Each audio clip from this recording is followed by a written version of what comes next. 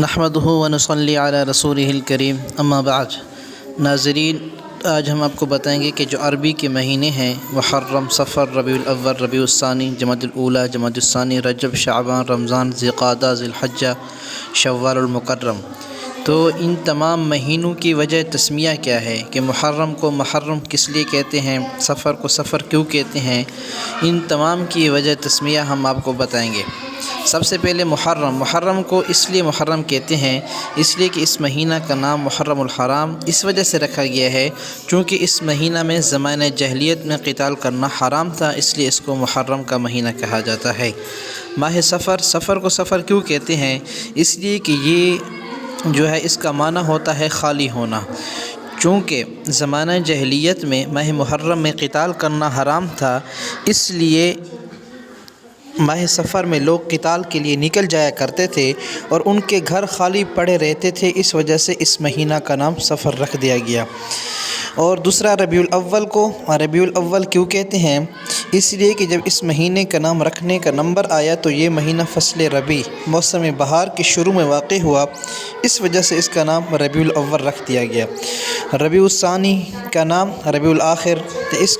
اس لیے نام رکھا گیا کیونکہ جب اس مہینہ کا لوگ نام رکھنے لگے تو یہ مہینہ فصل ربیع موسم بہار کے آخر میں واقع ہوا، اس وجہ سے اس کا نام ربیع الاخر یا ربیع الثانی رکھ دیا۔ جمادی الاولیٰ کی وجہ یہ ہے کہ اس کا نام جمادی الاولیٰ کیوں رکھا گیا، کیونکہ یہ جمود سے ماخوذ ہے، چونکہ جمود کا معنی ہے جم جانا، تو اس مہینے کا نام جمادی الاولیٰ اس لیے رکھا گیا کیونکہ یہ مہینہ سردی کے موسم کے شروع میں واقع ہوا، اس وجہ سے بوجہ سردی جو ہے ہر چیز کے اندر جمودیت آ جاتی ہے، اس وجہ سے اس کا نام جمادی الاولیٰ رکھ دیا۔ جمادی الاخری کی وجہ تسمیہ، اس کو جمادی الاولیٰ نام کیوں دیا گیا، اس کی وجہ یہ ہے کہ جب اس مہینہ کا نام رکھنے کا وقت آیا تو یہ مہینہ ایسے موسم کے آخر میں واقع ہوا جس میں سردی کی وجہ سے پانی جم جاتا ہے، اس وجہ سے اس مہینہ کا نام جمادی الاخری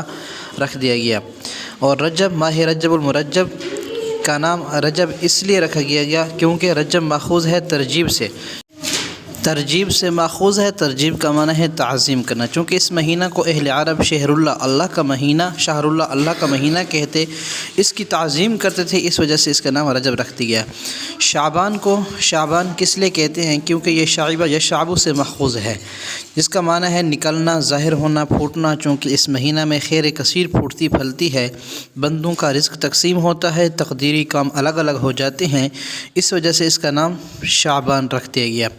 شوال المکرم کو اس لیے شوال المکرم کہتے ہیں اس لیے کہ شول جس کے معنی باہر نکلنا، کیونکہ اس مہینہ میں اہل عرب سیر و سیاحت کے لیے گھروں سے باہر نکل جایا کرتے تھے، اس وجہ سے اس کا نام شوال رکھ دیا گیا۔ ذی القعدہ کو ذی القعدہ اس لیے کہتے ہیں کیونکہ ذی کا معنی ہے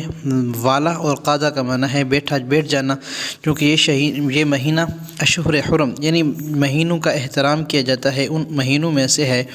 کیونکہ اہل عرب اس مہینہ میں قتال و محاربہ کو بند کر کے بیٹھ جاتے تھے، اس لیے اس کا نام ذی القعدہ رکھ دیا گیا۔ ذی الحجہ